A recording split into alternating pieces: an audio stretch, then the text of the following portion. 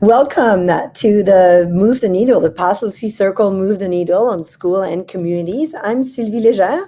I am the co-founder of the Policy Circle, and it's my pleasure today to facilitate this conversation. So I want to kind of first start off, talk about how the Policy Circle ignites courage in women to take ownership of solutions in their communities. And school is starting, I think, today and for some a few weeks ago. And so the goal of this Move the Needle program is really to equip us to understand the impact of public policies on schools.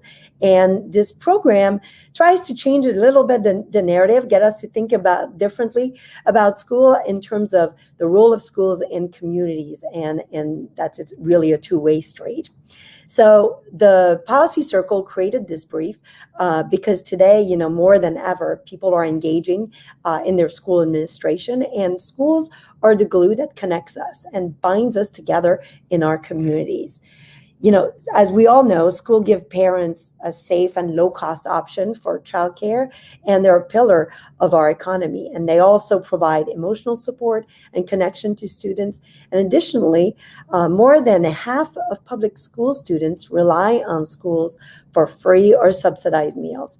So the simple idea of a space designed for learning, as we all realized in March 2020, became supremely important when it was taken away around the world, and learning had to happen differently, and made us all realize that the school system that was designed in the 19th century, maybe needs to be transformed. And I'd love for you guys to watch with me this very short video about how is K-12 education today limiting human potential. So I'll ask my producer to start the video. There is absolutely no such thing as an average student. Early in my career, I was doing brain imaging, and I would put you in a scanner, scan your brain, scan 20 other people's brains, and then we would just average that together. But what we started seeing was that the individual brain scans that we would get ended up looking almost nothing like the average that came from that group. Every time you look, this is what you found. This big insight was that the average represents nobody. So we have a big problem because we have built an entire education system assuming the average kid exists, that kids know the same things and learn the same way at the same age. They don't. So, for the first part of this program, it's really my pleasure to introduce you to Manuel Mattke, who is the CEO of Opportunity Education and started the Quest Forward Learning Centers. Manuel drives the implementation for Quest Forward Learning, and we'll learn more about what that is. He leads the development of the platform and manages the overall program. Manuel has over 25 years of experience in technology-driven innovation, software development, and change management in complex environment, and he has a passion for building and leading a high-performance team. So Manuel is all about harnessing the power of technology to transform the learning experience and student engagement. So thank you, Manuel, for joining me today. Thank you for having me. It's great to be here, Sylvie. Thank you. Manuel is joining us from San Francisco, right? So my first question for you is, let's start. I always like to start things with what is the goal, right? What is the priority of high school education? And especially given that 58% of those who enter college graduate. So what is really the priority of high school education? It's a great question. And I'd like to think about it more around the outcomes. So think about what we want young people to actually do long-term, because nobody stays a high school student, nobody stays a college student, even if they go. We want them to work hard. We want them to innovate. We want them to take smart risks. We want them to probably experience failure, but to recover from that and work through that. We want them to add value to organizations. So live in a way that is built on lifelong learning and really moves with the rapidly changing time that we're in. Problem is, in high school, typically that's not what they experience. They experience content. They experience a lot of testing that goes to the averages from the video with Todd just a moment ago.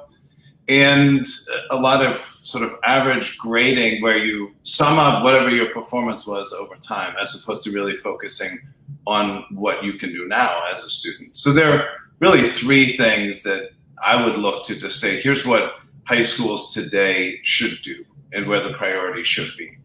One, obviously, is to give students foundational knowledge, which is what a lot of schools do now, to set them up so they can succeed longer term, they can make it through college if they go.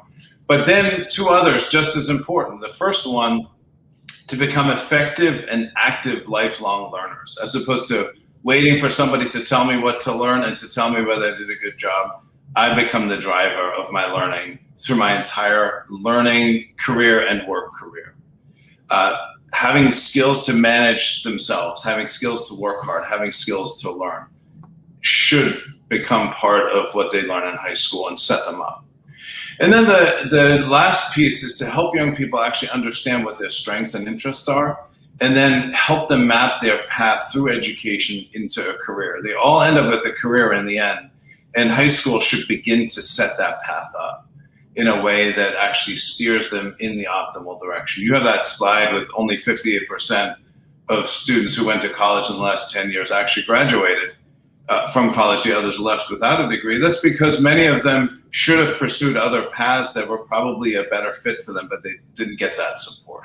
So those three sort of priorities, I think, are key to high school today. Yeah, I think, and then it starts really even in elementary school, right? It's classroom to career, and then it starts in elementary school to experience things so that you can find that path and find your strength. So tell us about the Quest Forward experience, and how does it turn the whole model of education really upside down? Tell us about it. Yeah, so where we started really was with the question of, how is it that young people, and adolescents in particular, learn? And the truth is, almost all young people want to learn, and they do learn all the time.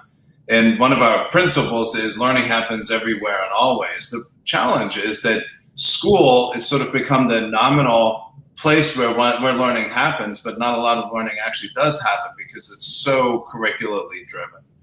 So our approach was to step back from the question of what school is to the question of what is learning, and how do we enable learning in a high school setting really well. And so that's where we developed Quest Forward Learning as a program that enables schools to shift from teaching to learning, to enable young people, adolescents, to begin to own their learning, to learn academics, but also really develop the skills they need, the learning skills, the work skills, the self-regulation skills to succeed longer term. And that program now can power high schools, private, public, charter, any of them, to make that shift from teaching to learning and enabling young people to set up for that longer arc to career.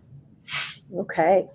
And so the classroom was designed based on what was available in the 19th century to deliver instructions, right? So one teacher speaking. So what are the possibilities today? And I've heard you talk about having teachers not just stand there and teach, but becoming coaches. So tell us about what the platform, what are the possibilities today, and how you're seeing the future of learning.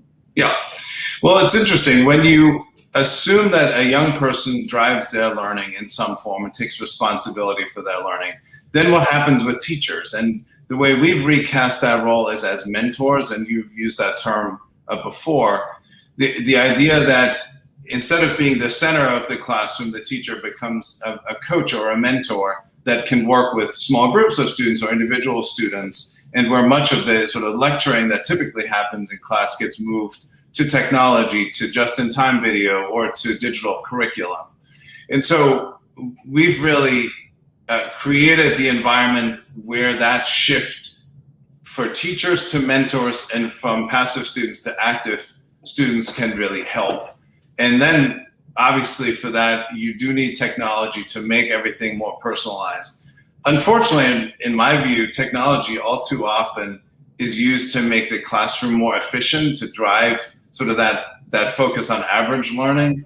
But the potential is there, and we certainly use that, and I know others have, to make learning more personal, to give parents better access to what their students or their children are learning, and to enable teachers to work in a much more individualized way rather than sort of with the average classroom that Todd was talking about in the video. And we've really taken that all the way through to how each high school classroom and how a whole school can function in this way to power individual learners and small groups of learners instead of the traditional classroom, one teacher talking, students passively listening. Right. And today, and this is where the world has changed, is that today information is not just in a book. Media rich content is available to teachers that could be consumed by the students at their own pace, their own time, differently based on their interest. There's like so much so much more that's available that it's surprising that we're still doing this one-way 50-minute class. So my next thing is, the American, and this is in the brief, the American school system is based on the idea that if we engage children between ages 5 and 18 in formal education for about 180 days per year, that provides sufficient preparation for the workforce and a higher education. And given that a school day is only 7 or 8 hours long, this means that children up to the age of 18 spend about 20% of their time at school, with 80% of children's time spent outside of school. So schools alone can't be just responsible for guiding a generation of well-educated and civic-minded children. And it introduces this concept of life-wide learning. And you've talked about lifelong learning, but this is about life-wide learning and the idea that the fabric of the community offers many enriching learning experience. I know that Quest Forward School embraces city as a campus concept. Tell us a story about that and how your students have taken advantage of that and what has been the result. Yeah, so we do a couple of things in the regard to life-wide and lifelong learning in some sense. The City as Campus program assumes, again, it's the foundation that learning happens everywhere and always. And if my whole city where I live as a student is my campus, suddenly learning happens outside of the school building. So, for example, we have a math course where students actually meet with local, or say county or city engineers that maintain bridges and work through how bridge geometry works and what the math and the physics of bridges are and how that factors in and how those people actually do their job in creating, just one example, in a math course, as opposed to just sitting in the classroom grinding formulas.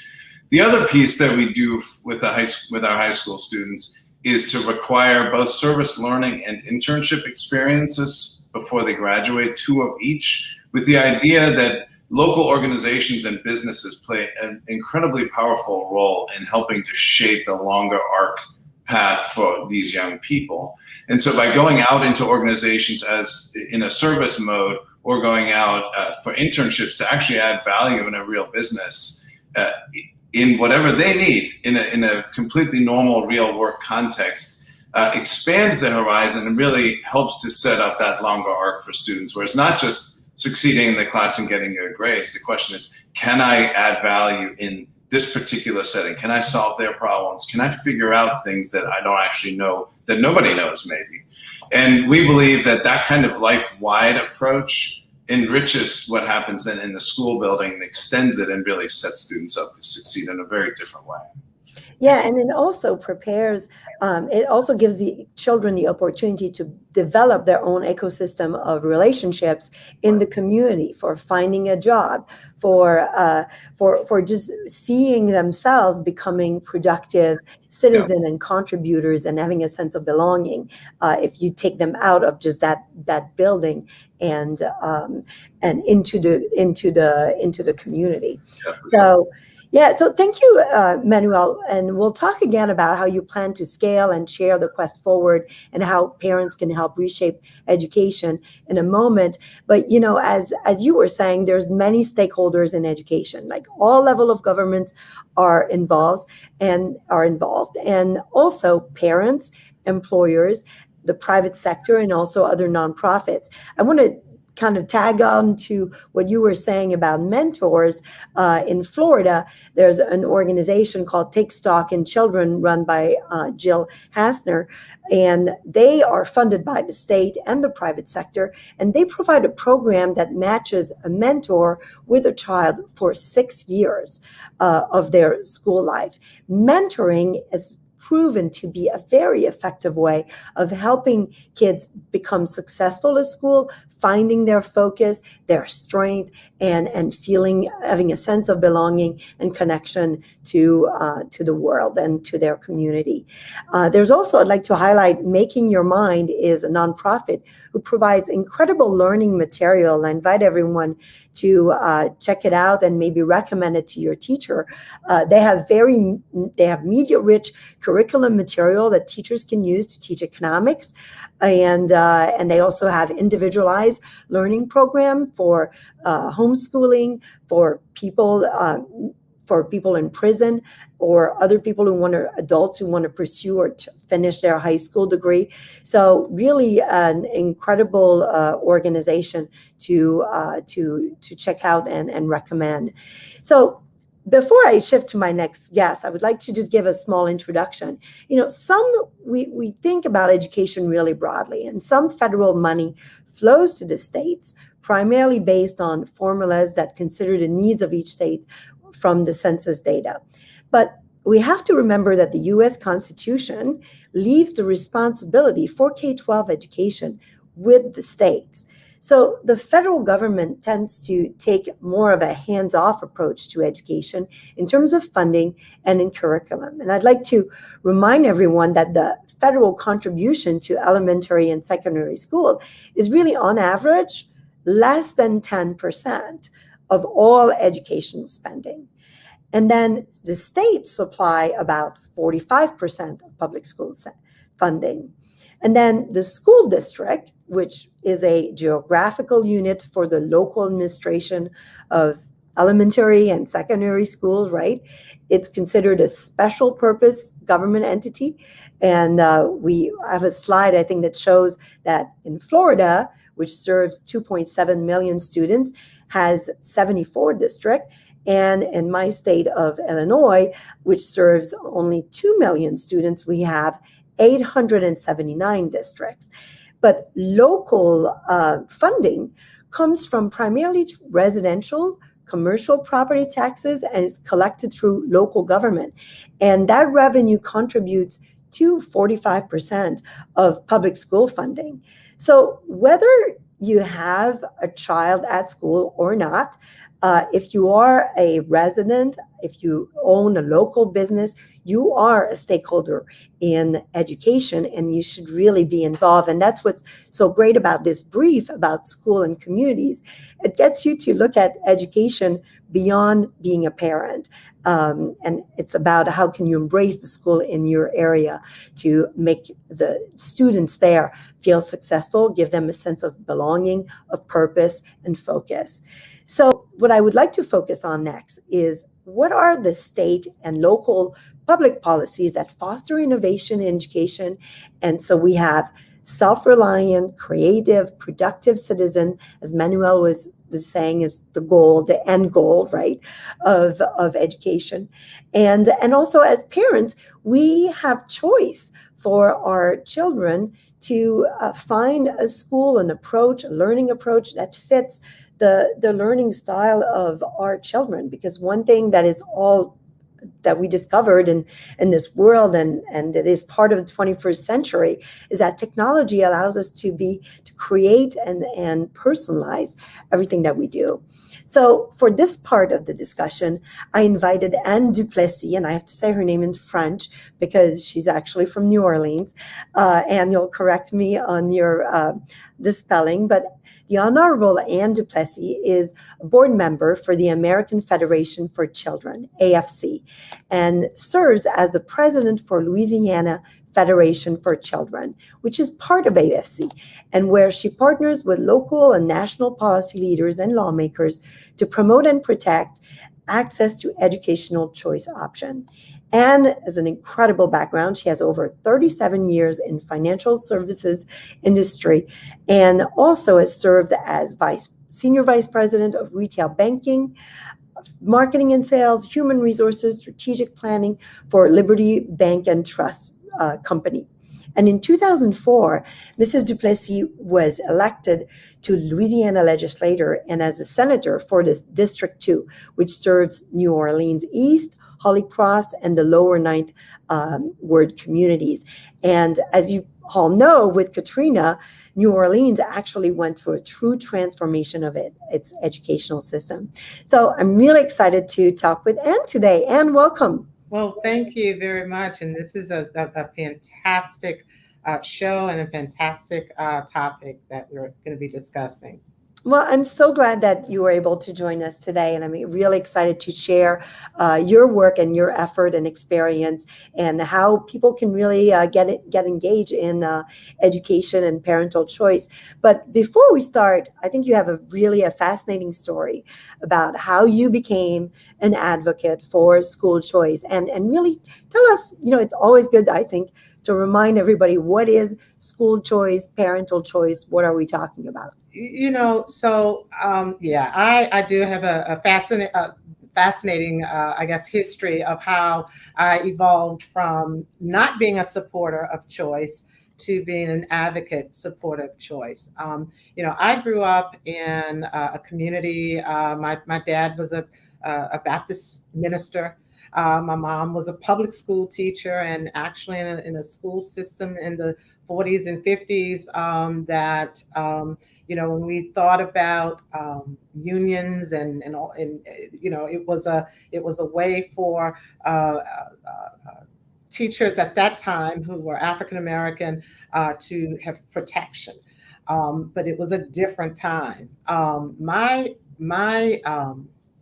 father was actually killed and murdered by two young boys who were out of school. And they should have been in school. My thought was, what is it about what is not happening in that classroom, in that building, that allows for this type of behavior in our children? And so when I got into the legislature, it began to dawn on me that our system, as you've been talking about, the system that was built to educate kids, 50 years ago, 60 years ago, 100 years ago, 100 years ago, has changed. It has changed. And we can't think that we're going to continue to get the same successes. And so, after a lot of searching and a lot of talking with my constituents, and when I got into office, they thought that I was supposed to change the public school system. I told them, that's not what I do. What you have an elected school board, but what I realized is that we can't have territory with how do we change what's happening, and that we have to do this as a collective. And so I evolved in my thinking and my pursuit of how we have to help our kids and our families move from this state of poverty, because education is a great equalizer. If we don't get them on it, then we will continue to see tragedies that my family experienced. Yeah, fascinating story. And through your work and what you've seen, what do you think are the key features of a good school? Manuel shared with us his view of the goal of education is really to provide foundational knowledge, make students effective lifelong learners, get them to understand their strengths and find their path and purpose in life. But what about the actual schools? And tell us about what you think are the features of a good school and what are different types of schools? Well, so I think that Manuel was dead on with this idea of bringing innovation into the classroom, and creating a mentorship type approach to having kids learn. In the business world and in my company, we no longer use the word training programs. We can train an animal, right? But what we do is we now have learning programs. And because we have to change the approach of how we expect people to learn what it is they need to learn so that they can more effectively do what it is they need to do. And so when you ask the question, what makes a good school? I think that it's not the building, right? But it is the people and the things that are happening inside that building and inside that classroom. And this idea of allowing creativity where creativity is needed, allowing for educators to explore various ways to present information and learning, is what makes a good school. And so that's the whole, I guess, premise behind what we promote at American Federation for Children, and that is the ability for families to have choice, and choice means allowing for you to choose a school that best offers that creativity and that innovation that your particular child needs. And to us, if those outcomes, when we do that, then the outcomes are definitely going to be positive for the student. And so, and again, you heard me say for the student and not for a system, because it's all about how that individual student learns and approaches learning. Yeah, that's right. I have 3 kids, and we've gone to all the schools, like public school, private school, Yeah. Catholic school. And I have to say, it was interesting the first time we decided to pull my son out and to put him in a private school, and to make that choice. And even like in high school choices, it is so empowering for a family and for a child to decide to go to a different way, to go to a different way of interacting, a different environment, different way of teaching. It's just empowering, just to be able to make that decision And instead of the default. that is, you use the exact right word, and that's empowering. And the unfortunate part is many of our families who are stuck in certain zip codes, or who are in low to moderate income communities, and are don't they don't have the financial wherewithal to be empowered. And so that is why we fight so vehemently at AFC on providing programs, legislation that we'll talk about, that allows for us to use those financial resources that are available, right, to shift and to allow families to use those resources to then be empowered and have access, or great or better, more access to those private institutions that will allow for those successes.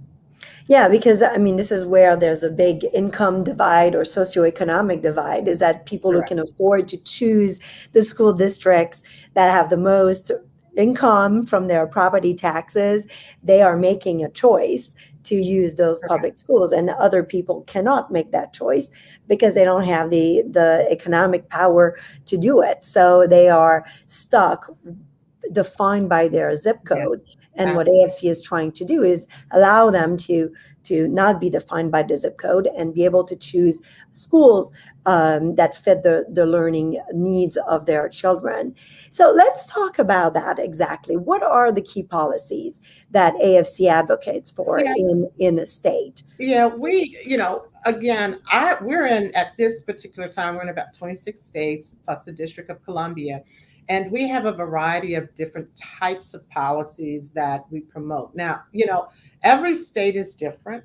some, and of course, and in our ability to get the various types of policies, such as we are advocate for vouchers, right? We do advocate tax credits and tax credit programs. And so we have a number of programs that allow for us to take some of the resources, the financial resources that are available, and shift them to either a tax credit program or a voucher program. We even work very closely with the charter school community. We believe that again, charter schools are public schools, and that they are a wonderful resource or option for families to choose. So our goal is to go inside a state and determine where are the needs, right? And what type of policy makes sense for those particular needs. And then we work within the legislative bodies along with our staff to try and help create those policies. So the key idea is to have the money follow the child, Yes, right? So if you decide, and then I think there's an amount that is determined by kind of, this is the average cost of education in this school district per child, and therefore the money would follow. Because regardless of where the child is, they need to be educated. Right. So it's not it just shifts really it allows for a more efficient use of the money that is going to be spent. Yeah, that's right. Right. So it's going to be spent, and so the more efficient use of that money then is to allow it to be spent where it is going to have a positive impact. Yeah. So what would be, is there a state that has implemented school choice really successfully that I think our audience members could look at? Because it's always good. I'm always about best practices. Okay, where has this been done really well that we could use as a model? We're in over 26 states, but Florida has been a tremendous impact on educational options. I think they are serving over 149,000 kids, and they have 4 different programs, and so they have done a tremendous job in providing options and choice programs, and having tremendous outcomes with graduation and college admissions. So I think Florida would be the premier state to visit, online. Yeah, that's right. And particularly, I think Flagler School District, the Flagler School Foundation, they have an incredible partnership. It's in the Palm Coast District. Yeah. They have an incredible partnership with the business community, and they call it Classroom to Career. And from the elementary school, and they have each of their schools and their school districts specialized. So some are in marine biology, some are in robotics. They specialize so kids could pick whichever elementary school they want to go to based on their interest, and they could switch around. And the community, the local businesses are very involved in providing rich experiences for them to, again, going back to Manuel, help kids find their strength and focus and interest. And then that's what it allows, right? When you allow people to go places, it allows you to kind of follow the customer needs, right? And see what people in the community are more interested in. So, there's also, I'd love to see, is there a unique collaboration between industry and schools in Florida? I know that's one that I know of. I know they also have, I think, industry certification or, things like that. Do you have some examples to share? Yeah, I don't have any examples that I can just think of off the top of my head. And I should know a little bit more about the other collaborative efforts. I do know that there are a number of collaborative partnerships that they have put together that helps to create the successes in educating the number of kids that they're able to educate. But I think that, to your point, and we have to determine what it is we need to do in each state to get our business and industry more engaged in the outcomes, right? More engaged in how do we provide a different learning environment now, because it is in the business's best interest as a business person and one who hires and responsible for a workforce, right, and an educated workforce. It is our responsibility to be, very engaged in what is happening in our from elementary to high school, because at the point of high school, it is almost too late. Yep. Right?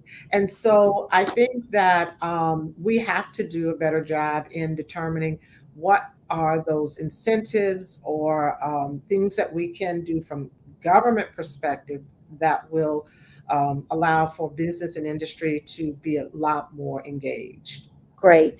Let's bring back Manuel, and because I'd like to kind of wrap up with just like one lightning round question. And people, if you have questions, please put them in the chat so that we can ask them. We have a lot of questions I'm hearing. Okay, great. I need to shift here. So let's take some of the questions from I'm trying to think here. So Manuel, let me ask you a question. What is the biggest challenge for innovation in education to be adopted? I think it's that schools are so reluctant to shift away from teaching, and more school choice, more involvement by parents, and like you said, and I couldn't agree with you more involvement from business and organizations in the community as part of that life-wide education. It needs to push schools to get beyond teaching to learning in this really wide way. But organizations, especially big ones and big school districts, have a hard time changing, and it needs outside and community pressure to do that. But Manuel, may I say something? But I'm hopeful because COVID has allowed for us to realize that we can pivot quickly, right? And so I'm hopeful that there are some the eyes are open a little bit that allow for that innovation. Right. COVID really took away the choice to not shift. Right. But it's demonstrated that it can be done and the ways it might be done. So I think the key now is to move forward and not back to what was before, because that isn't working anymore. Exactly. Yeah, that's right. And I think, so, I encourage everyone to go to edfreedom.org to sign up, get alert, get involved. And then, even if you have kids in high school and you think you're done with school, I think our message here and the whole purpose of this brief is school are part of our communities, and we need to be involved, even if we don't have kids in school. We need to stay very involved. Before I go to questions, so, let's first see Maddie. Do you want to pop up a few questions from the audience? I think we have quite a few. So the first one is, how does a student-centric education and the need for business, industry, and education combine? How do they combine the two? The need for business, we need engineers, but how do we get kids interested in engineer? How do we combine the two? That's a good question, Denisha. Yeah, Thank you, Denisha, for joining. Yeah, I think that one of the ways, and I think Manuel mentioned that we have mentorships where you give students an opportunity to see firsthand the industry. And so early on, they begin to learn if this is something that naturally interests them. So when you allow a student to come into into the financial industry, they see, what happens in that world, and they learn early on if it's a natural fit for them. If they go into a medical community, they see that, the natural things that happens day to day. And so they begin to make personal choices based on, oh my God, this was awesome, or oh my God, this was horrible. And I think that's where us as individuals, if we mentor in the school, we could share our experience, our expertise, and inspire people, be a spark to pursue a certain type of career as well. That cannot be downplayed, and it becomes student-centric, right? Manuel, do you have something to add to this? Well, we had an interesting example in one of our schools recently where a young student went and interned at the local airport in Northern California. And the short end of that story is that by the time she graduated from high school, she also had her helicopter's license, because that turned out to be her passion. She committed to it. She's going to the armed forces as a helicopter pilot. But imagine when you have that clarity and you've already achieved something that makes you valuable to somebody, as opposed to having a high school certificate, basically, or diploma, and now you're wondering what you're going to do with yourself. So I agree very much, Anne, that inclusion of other stakeholders is really key. Okay, we have one more question. So college bound as the gold standard has permeated our psyche to equate with superior success and status.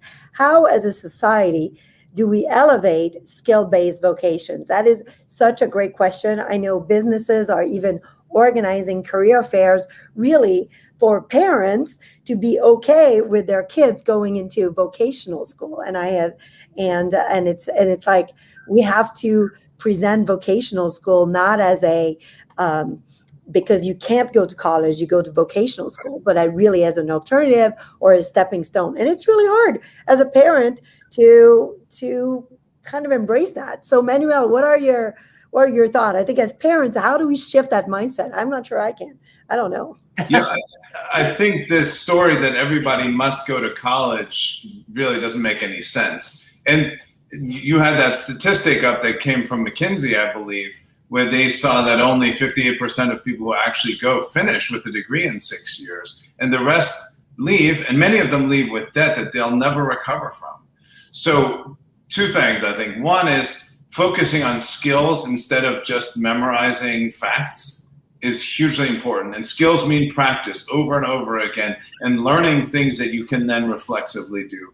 The other thing is identifying real interests and strengths, like I was saying earlier, and you commented on that as well, and translating those then into the way we do it, translating them into one of four paths. You can go to college, you can go to vocational training, you can go to a job that comes with training, and those can be very effective. And lastly, you can go join the military. And all of those are honorable paths that can lead to a sustainable life and career if you focus on it, and if that's your thing. Like our student who wants to fly helicopters, and we have plenty that go to colleges because that's the right best fit path for them. Figuring that best fit out, I think, is key. And I think parents will see that their kids will be happier and more successful when they follow a path that's actually right for them instead of doing what everybody's supposed to do. And when we look at what is happening or what has happened in higher ed arena, where now these universities are beginning to realize, I sat on LSU's Board of Supervisors, and I currently sit on a community colleges board, foundation board. And what we realize is that there can be synergies between a vocational school or a 2-year community college with matriculation agreements to 4-year colleges. And so I think it takes a village. It takes not just us focusing on what's happening at K through 12, but also then how do we continue to have that student plan and prepare their lives? And if 4-year college isn't the path, then perhaps we need to make sure that there are roads to that 4-year degree if that student so chooses. And the first path could be vocational, but then you don't lose 2 years from that 2-year vocational time experience. You can take that and matriculate it over to the 4-year college. Yeah, and I think finally I'd love to kind of wrap this up, but one thing is for businesses to kind of remove this requirement of having a bachelor, a 4-year degree to hold certain jobs. So that's the other piece of it, right? Agree. At I this agree with stage. Well, we are out of time. We could keep going on. It was such a fascinating conversation. Thank you to our speakers, and we have in the chat, we're sharing the links of where you can reach Manuel and Anne and various organizations that we mentioned. So thank you for sharing your insights, your time. And I think that it's important to have these conversations to transform our education system and stay engaged. And I think that I encourage everyone to really read the brief, school and communities. And in the brief, there's a section that's focused on what I can do. And we'd like to leave you all with a call to action as school is starting. So, I'll say goodbye, Anne and Manuel, as we're like wrapping up. And one of the first thing is, of course, to host a conversation utilizing our brief. And this can be a policy circle. It can be maybe with your local chamber. It can be with members of the school administration, with your PTA. Use the brief to host a conversation about this and how you can enhance the relationship of your school, your local school, with your community, or your business with your local school. Research, the after school network. We talked about Take Stock in Children in Florida. In every state, in every city, there's a network of mentoring, and that could be a great way if you no longer have kids or if you have time to give back and be a mentor and share your talents and inspire and be a spark for others.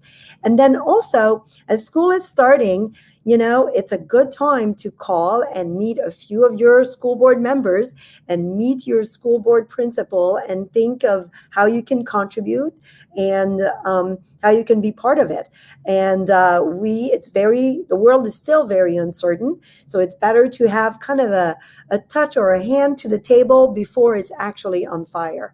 So I'd like to remind you of some of the Policy Circle will be hosting its summit on November 3rd in West Palm Beach. And the theme is going to be the confluence of essentials: water, power, and leadership. There's virtual tickets that are on sale, and there's limited in-person tickets also available on September 8th. So go to our website and consider participating in this summit to expand your knowledge on really critical things like water and power. So I would like to also thank our generous network sponsors, the American Federation for Children, Making Your Mind, Mrs. Jillian Hasner, and we're so grateful for your support of the Policy Circle and this specific program. And I'd like to give a big thank you to all of our fantastic network collaborators and who are promoting this event and replaying it. And, I'd like to remind you that if you found today's program compelling and worthwhile, well, please consider, if you haven't done so already, join the Policy Circle community, and a donation of $10 a month will give you access to virtual programs and our Policy Circle brief library. And most importantly, you become part of a really thriving community, a national community of women who are ready to learn and lead. So thank you, everyone, for tuning in today. We appreciate your time and your support. Stay curious, not furious, and circle up with the Policy Circle. Have a great afternoon. Thank you.